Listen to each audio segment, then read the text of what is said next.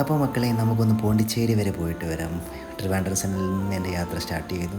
Almost 10 to 11 hours ഉണ്ടായിരുന്നു. എനിക്ക് travel ചെയ്യുമ്പോൾ one of my favourite biscuit, എപ്പോൾ ട്രാവൽ ചെയ്താലും ഞാനിത് കഴിക്കും. അങ്ങനെ ഒരു പിറ്റേ ദിവസം രാവിലെ ഞാൻ പോണ്ടിച്ചേരി എത്തി. അവിടെ നിന്ന് ബ്രദർ എന്നെ പിക്ക് ചെയ്യാൻ വന്നു. സോ അവൻ്റെ കൂടെ നേരെ റൂമിലോട്ട്. ഞാൻ അവിടെ എത്തിയപ്പോൾ അവിടെ അത്യാവശ്യം മഴയായിരുന്നു ഗൈസ്.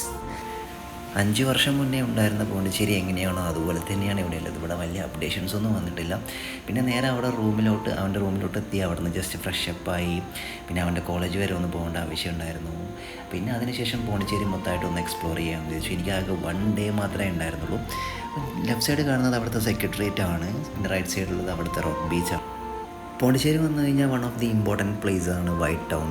അപ്പോൾ അവിടുത്തെ ലൊക്കേഷൻസിൽ ഒരുപാട് ഫോട്ടോസൊക്കെ എടുക്കാൻ പറ്റിയ സ്പോട്ട്സ് ഉണ്ട്. അപ്പോൾ അവിടെയൊക്കെ കയറി ഇവിടെയൊക്കെ വരുവാണെങ്കിൽ എല്ലാവരും ഇവിടെ നിന്നൊക്കെ നല്ല പിക്സ് എടുക്കാൻ നോക്കുക മോസ്റ്റ്ലി.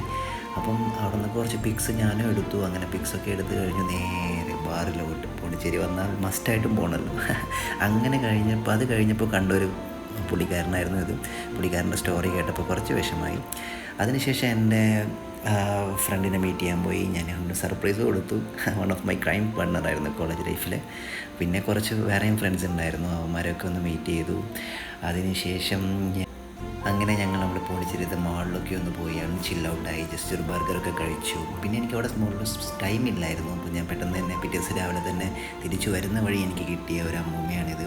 ഷീസ് റിയലി ഹെൽപ്ലെസ് ആയിരുന്നു. എനിക്ക് അവരെ ഹെൽപ്പ് ചെയ്യാൻ പറ്റി. അവരെ ട്രെയിൻ എനിക്ക് ഫൈൻഡ് ഔട്ട് ചെയ്ത് കൊടുക്കാൻ പറ്റി. പിന്നെ അവർക്ക് ഫുഡ് വാങ്ങിച്ചു കൊടുക്കാൻ പറ്റി. പിന്നെ ഞാൻ നേരെ തിരിച്ചു ട്രിവാൻഡ്രത്തോട്ടേക്ക്. ഇതായിരുന്നു എൻ്റെ കുഞ്ഞു പോണ്ടിച്ചേരി വരെ പോയിട്ടുണ്ടായിരുന്ന ഒരു വ്ളോഗ്. That's it guys.